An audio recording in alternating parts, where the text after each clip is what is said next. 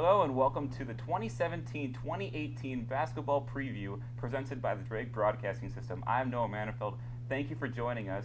Today we have three freshmen on the Drake women's basketball team. That's Katie Van Soyk, we have Hannah Fuller, and then we have Maddie Monahan. How are you guys doing today? Good, thanks. That's good. So Katie, I'm going to start with you. So you're from Wisconsin. You were a two-time All-State at Wisconsin.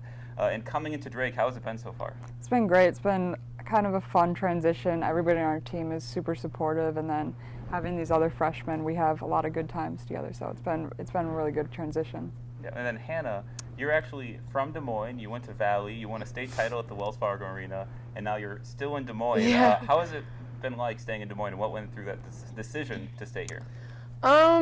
It's been a really great transition actually. Being close to my family has been nice, and we've had 2 exhibition games already, so being able to look up in the stands and see a lot of my family and friends there is really cool, and it's something that I wanted. But it's nice. I feel at home, and I really like where I'm at. So.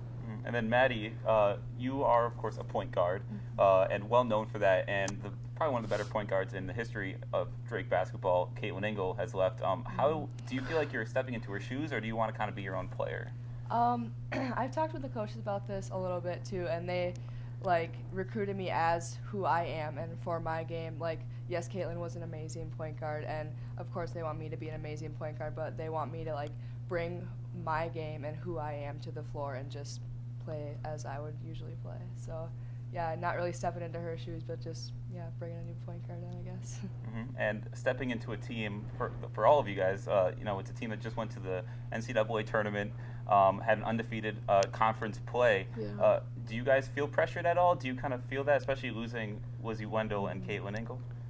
I don't think we really feel the pressure just because we weren't around that team, but I think our biggest thing is separating last year from this year, and just we have a target on our back now, so we enjoy the pressure that comes with that, but I don't think we really feel the pressure yet. Yeah, I'd have to agree. I mean, obviously everyone always talks about, the season they had last year, are you guys going to do it again? And it's yeah, I think we are, but I think we are going to separate from last year, and, we have something special going this year, and we're going to take it one step further, I think. And so, heading into the season, how do you guys think it's going so far? Do you guys think you guys are developing well with your team? Is there a good chemistry between you guys? Yeah, it's been really fun. We came here in the summer, so we've been here since June, so there's plenty of time to get to know each other and just hang out, and we're usually always hanging out with one another, whether it's just us 3 or with everybody at a house playing cards or games like that, having a movie night. We've just been bonding really well on and off the court, so that's really fun to be a part of. And I don't want to have you guys play favorites or anything, but who so far has been the funniest on this team? Who's made you laugh the most? I definitely think it's Brenny Rose. She is just a character. She's so funny. She lightens the mood no matter where we are on the court. If something's not going too well, she'll lighten the mood. And also in the locker room, she's the first one to crack a joke. So I think Brenny, but I don't know. Yeah, I'd say Brenny's pretty funny, but I think the kind of unexpected one is Becca Hittner. She's been known to, she's a little jokester kind of. It's kind of unexpected, but she's got it. I think Maddie Dean would be the one for me. She's a little different as she's her very young person, so just the little comments that she makes just never fails to make me laugh. And so the final question, how do you guys just overall think this season is going to go with that target on your back? Yeah, I think if we just keep doing what we do, which is running teams and just scoring a lot and just getting up and down the court, I think we should be fine. I think with each day we kind of get better, grow more, and separate more from last year and keep moving forward. Yeah, I'd have to agree. Just keep getting better every day in practice, and I think we're going to continue to do that. And I don't know, I think this is a really exciting season. Yeah, every day I think we just continue to build up, and just going off of last year's season, we just want more. We want more and more and more. I want to thank them for coming in.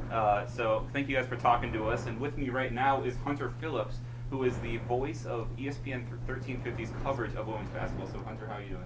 Oh, I'm doing great, Noah, and it's great to be here to talk about an exciting Drake women's basketball team. So overall, this team coming off of an NCAA tournament, how do you think it's going to shape shape out this year with that pressure?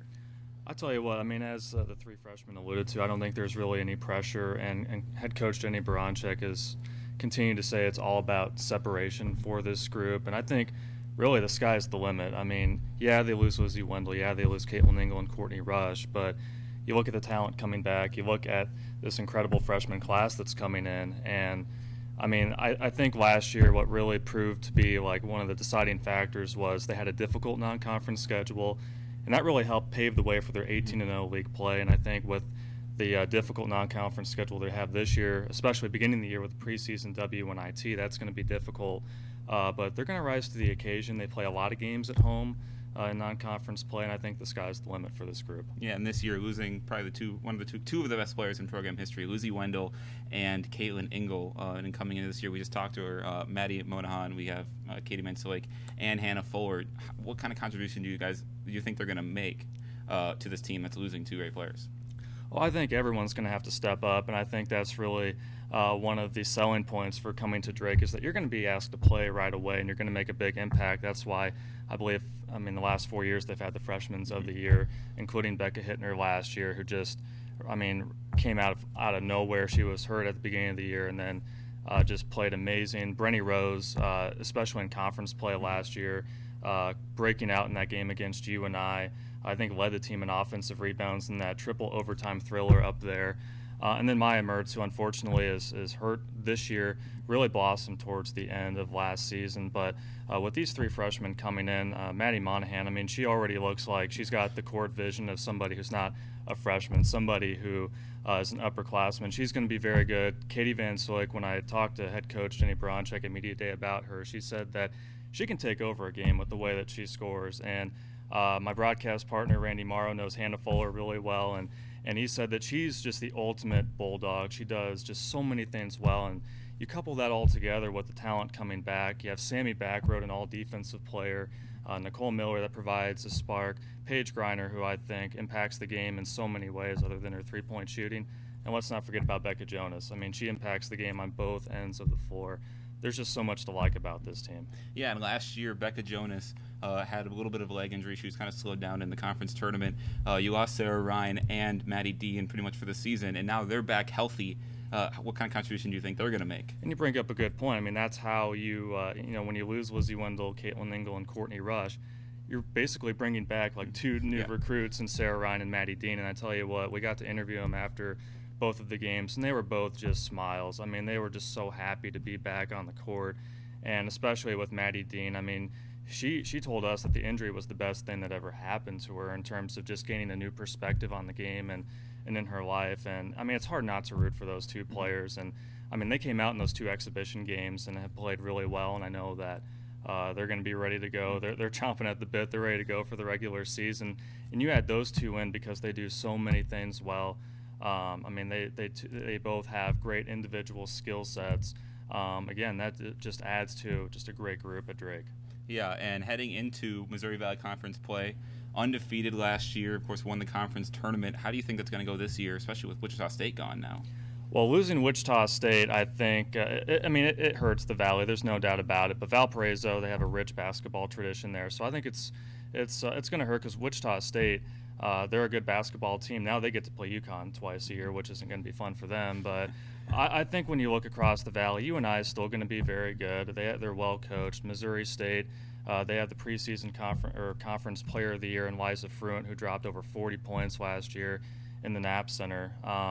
Missouri State's going to be good again. They're well coached. Southern Illinois is going to be hanging right there. But again, like I said, the sky's the limit for this team. Last year, getting that conference championship and then the tournament championship really set the standard. Tomorrow night they're going to raise the banner in the Knapp Center, which is going to be fun. And I think, like the player said, it's all about separating from last year, and now they know what to build upon. So I think it's going to be another successful conference season for them. Well, I want to thank you for coming in, Hunter. Absolutely. Thanks for talking to us, and thank you for all of you for paying attention to this broadcast by Drake Broadcasting System of our 2017-2018 basketball preview.